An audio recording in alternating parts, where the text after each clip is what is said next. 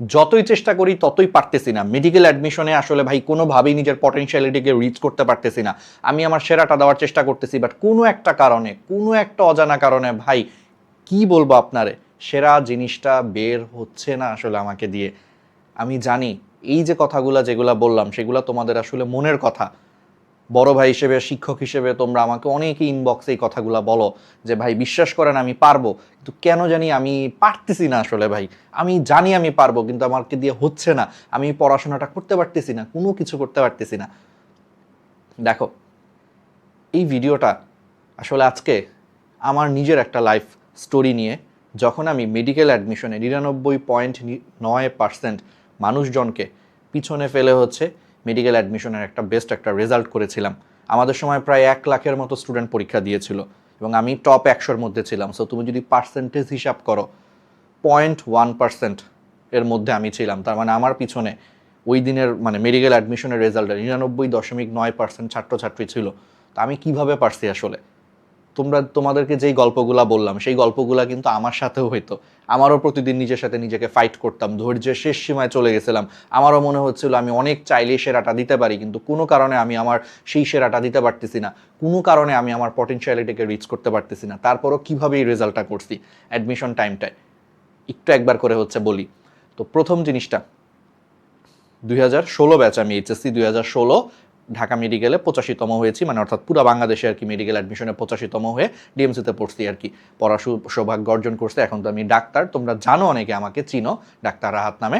আচ্ছা, প্রথম জিনিসটা যেটা সবচেয়ে বেশি ইম্পর্টেন্ট, আমি যত যাই হোক, যতই কষ্ট হোক, যা খুশি হোক, রেগুলার পড়ছি। প্রতিদিন হচ্ছে 10 ঘন্টা পড়ার থেকে আমি চেষ্টা করছি প্রতিদিন হচ্ছে পড়ার টেবিলে বসে থাকার জন্য। কারণ প্রতিদিন মানে 10 ঘন্টা পড়ার থেকেও বেশি ইম্পর্ট্যান্ট হচ্ছে প্রতিদিন আগে পড়া। অনেকেই আছে 2 দিন 3 দিন 10 ঘন্টা পরে তারপরের 4 দিন তার কোনো খবর নাই। এরকম করলে হবে না। আমি অ্যাডমিশন টাইম এভারেজ হচ্ছে 7-8-10 ঘন্টা এভারেজ আর কি, 8-10 ঘন্টা পড়ছি। কোনোদিন হয়তো একটু 1-2 ঘন্টা বেশি হয়েছে, কোনোদিন 1-2 ঘন্টা কম হয়েছে। তো এভারেজে এরকম করে পড়ছি, এটা ইনশিওর করছি আমি। এই রেগুলারিটিটা হচ্ছে প্রথম জিনিস। এবং আমি আবারও বলতেছি, এটা কিন্তু সেলফ স্টাডি। আমি কিন্তু এর মধ্যে কোনো কোচিং টাইমকে কিন্তু ধরি নাই, সেলফ স্টাডি। যেদিন কোচিং ছিল সেদিনগুলোতে একটু কম পড়া হয়েছে, এটা খুবই নর্মাল। কারণ কোচিং করতাম, অনেকক্ষণ ক্লাস করতাম, যাতায়াতে সময় নষ্ট হইতো। আমাদের সময় তো আর অনলাইন ছিল না, 16 সালের কথা বলতেছি, তখন তো সব অফলাইনে ছিল। তো তখন আমার যাতায়াতে অনেক টাইম নষ্ট হইতো, কোচিংয়ের দিন অনেক টায়ার্ড হয়ে যেতাম। তো ওই দিন হয়তো একটু কম পড়া হইতো, ওই দিন হয়তো 6-7 ঘন্টা পড়া হইতো। অন্য দিনগুলো আমি কাভার করার চেষ্টা করতাম, ঠিক আছে, 10-12 ঘন্টা পরে কাভার করার চেষ্টা করতাম। সো প্রথম জিনিসটা রেগুলারিটিটা ইম্পর্টেন্ট, এটা আমি করছি। তারপরে সেকেন্ড যে জিনিসটা আমি সবচেয়ে বেশি গুরুত্ব দিয়েছি সেটা হচ্ছে কোয়ালিটিফুল পড়াশোনা। অর্থাৎ আমি শুধু পড়তেছি এর নাম করে বই নিয়ে বসে থাকবো, তা কিন্তু আমি করতাম না। আমি হচ্ছে একদম পড়ার মতো করে হচ্ছে পড়তাম। আমার কিন্তু ওই টাইমে স্মার্টফোন ছিল। আমি এসএসসির পরেই কিন্তু আমার কলেজ লাইফ একটা মানে স্মার্টফোন ছিল, এবং ওই আমলের বেশ ভালো স্মার্টফোনই আমি বলবো, ঠিক আছে, বেশ ভালো দাম দিয়ে কিনছিলাম, সব কিছুই করা যেত স্মার্টফোনে। বেশ ভালো ক্যামেরা ছিল, সব কিছুই ছিল, অ্যাপ ছিল, ঠিক আছে। তো আমি ওই ফোন দিয়ে গেমও খেলতাম, কিন্তু যখন আমি অ্যাডমিশনে দেখলাম যে না, আমি একটু বেশি গেম খেলে ফেলতেছি, আমি ওই গেমের অ্যাপটাই ডিলিট করে দিছি। আমার মধ্যেই কন্ট্রোলটা ছিল, নিজের মধ্যেই সেলফ কন্ট্রোলটা আনতে হবে। বুঝতে হবে যেই জিনিসটা তোমার স্বপ্নকে দূরে ঠেলে দিচ্ছে সেই জিনিসটাকে হচ্ছে বর্জন করতে হবে। সেকেন্ড জিনিস। থার্ড জিনিসটা হচ্ছে প্রতিদিন পড়ার মতো পড়া, রেগুলারিটি মেনটেন করা। এবং আমি যখন হতাশ হইতাম তখন আরও পাগলের মতো বই নিয়ে বসতাম, পড়তাম যে ঠিক আছে আমি আজকে 1 ঘন্টা পরে পরীক্ষায় খারাপ করছি, কালকে আমি 5 ঘন্টা পরে যাবো, ইনশাল্লাহ আমি এর থেকে বেস্ট রেজাল্ট করবো। আমার মেন্টালিটিটা এরকম ছিল। আমিও হতাশ হইতাম, অনেক সময় পরীক্ষায় মার্কস আসতো না। আমার এখনও মনে আছে জিকে ইংলিশে আমি 100তে একটা পরীক্ষা হয়েছিল অফলাইনে, আমি যখন পরীক্ষা দিতাম 52 পাইছি। একদম ডিজাস্ট্রাস একটা অবস্থা। এবং এটা আমার পরীক্ষার মনে হয় মাত্র 15 দিন না 20 দিন আগে, অর্থাৎ মেডিকেল অ্যাডমিশন আর 15 দিন বা 20 দিন পরে আমি 100তে মাত্র 52 পাইছি জিকে ইংলিশে, মানে হাফের মতো মার্কস পাইছি। মানে ডিজাস্ট্রাস একটা অবস্থা। আমার ওই দিন মনে আছে, আমি ওই দিনের পরে 2-3 দিন টানা জিকে ইংলিশ পড়ছি, যে যাতে আসল পরীক্ষায় যাতে জিকে ইংলিশে অনেক ভালো মার্কস তুলতে পারে। এবং ইট ওয়ার্কড ফর মি। আসল পরীক্ষা আমার জিকে ইংলিশ আল্লাহর রহমতে বেশ ভালো একটা মার্কস আসছিল। বুঝতে পারতেছো? তো এই মেন্টালিটি থাকতে হবে যে তুমি আজকে পড়ে গেছো, উঠে দাঁড়াও, আবার পড়ে গেছো, উঠে দাঁড়াও, আবার পড়ে গেছো, আবার উঠে দাঁড়াও, কিন্তু উঠে দাঁড়াইতেই হবে। এটা হচ্ছে মেইন পয়েন্ট। 1 ঘন্টায় পড়ো নাই, পরের দিন তুমি 2 ঘন্টা পড়বা, 2 ঘন্টায় পারো নাই, পরের দিন 4 ঘন্টা, 4 ঘন্টা পারো নাই, পরের দিন 5 ঘন্টা, বাট পারতেই হবে তোমাকে, ঠিক আছে। এই মেন্টালিটিটা আমার অ্যাডমিশনের টাইমটাই ছিল। 4 নম্বর জিনিসটা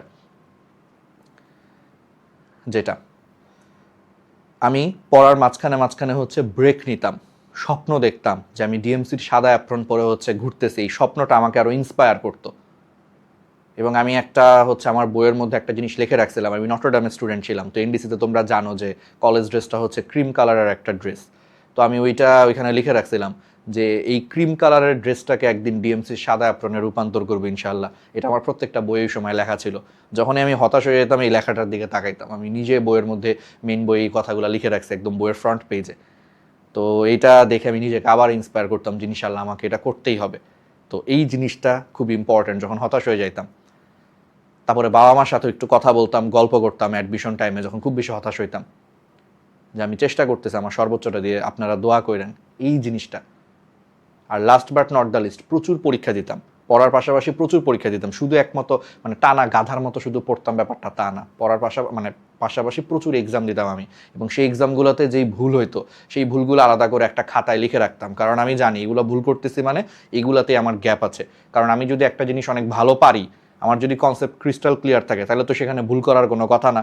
তাহলে এগুলো আমি ভুল করছি মানে আমার ডেফিনেটলি এখানে কনসেপ্টে ঘাটতি আছে বা আমার ওই টপিকগুলোয় দুর্বলতা আছে, কোনো না কোনো একটা গ্যাপ আছে, গ্যাপের কারণে আমি ভুল করতেছি। সো ওই টপিকগুলোর নাম লিখে রাখতাম, ওইগুলো আবার বই থেকে বিস্তারিত পড়ে আবার ওই কোশ্চেনটা 2-3 বার করে সলভ করতাম, যাতে জীবনে অন্তত ওই কোশ্চেন আর ভুল না হয়, বই টপিক আর ভুল না হয়। এরকম করে আমি ভুলের খাতা মেনটেন করতাম। এবং পরীক্ষার 7 দিন আগে, 10 দিন আগে, 15 দিন আগে যখন শেষ সময় রিভিশনে আমি আমার ভুলের খাতাগুলো সবার আগে রিভিশন দিছি, কারণ এগুলোতে গ্যাপ ছিল মানে কি এগুলো আমার দুর্বল জায়গা। আর যেগুলো সারা বছর পারছি এইটুকু বিশ্বাস করতাম, এগুলো সারা বছর পারছি মানে ভাই এগুলা পারবো, সমস্যা নেই, এগুলো এমনিও পারবো। এই হচ্ছে তোমার ব্যাপার। এই কম্বিনেশন তুমি যদি অনুসরণ করতে পারো তাহলে এরকম একটা রেজাল্ট তুমি করার আশা রাখতে পারো। ঠিক আছে, একদম সিম্পল শুনতে, একদম সিম্পল শোনাচ্ছে, বাট একটা জিনিস মাথায় রাখবা।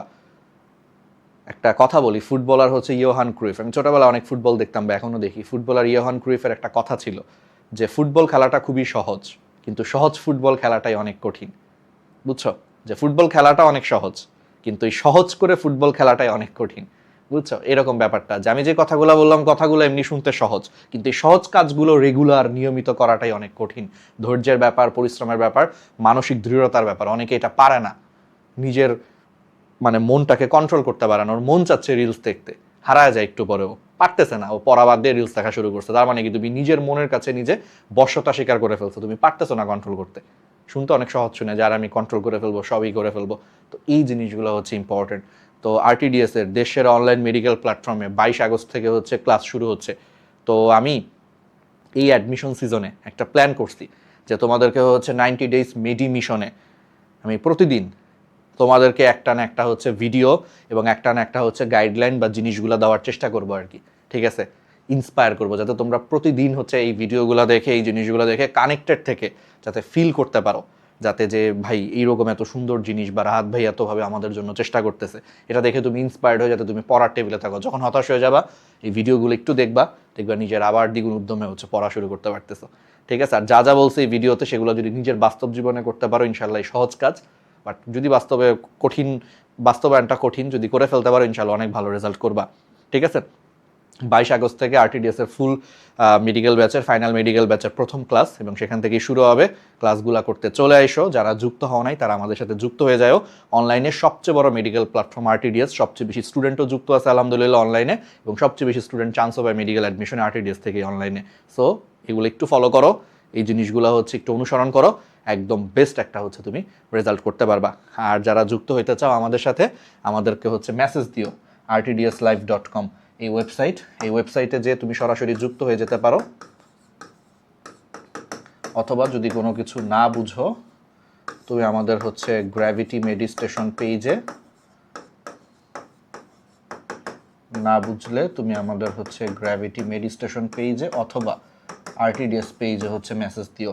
আর যদি হোয়াটসঅ্যাপে মেসেজ দিতে চাও, কোনো কিছু যদি না বুঝো হোয়াটসঅ্যাপে মেসেজ দিতে চাইলে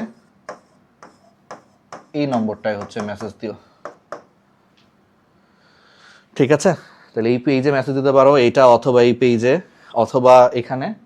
আর এটা হচ্ছে আমাদের ওয়েবসাইট, যুক্ত হয়ে যাও। আর প্রতিদিন আমরা একটা করে হচ্ছে ভিডিও দেওয়ার চেষ্টা করবো, সেটা দেখো, ইনশাল্লাহ তোমাকে ইন্সপায়ার হবা তুমি, এবং তুমি বেস্ট একটা রেজাল্ট দিতে পারো। এবং যা যা বলতেছে অক্ষরে অক্ষরে পালন করো, যাতে 3-3.5 মাস পরেই তো তোমাদের অ্যাডমিশন মেডিকেল হয়ে যাবে, হয়ে তারপরে রেজাল্ট দিয়ে দিবে। যাতে আমি পোস্ট দিতে পারি আমার অমুক ছোট ভাই অমুক ছোট বোন ইনশাল্লাহ আলহামদুলিল্লাহ এই বছর মেডিকেলে চান্স পাইছে। এইটুকু করার সৌভাগ্য যাতে আমার হয়, তোমরাও দোয়া করো।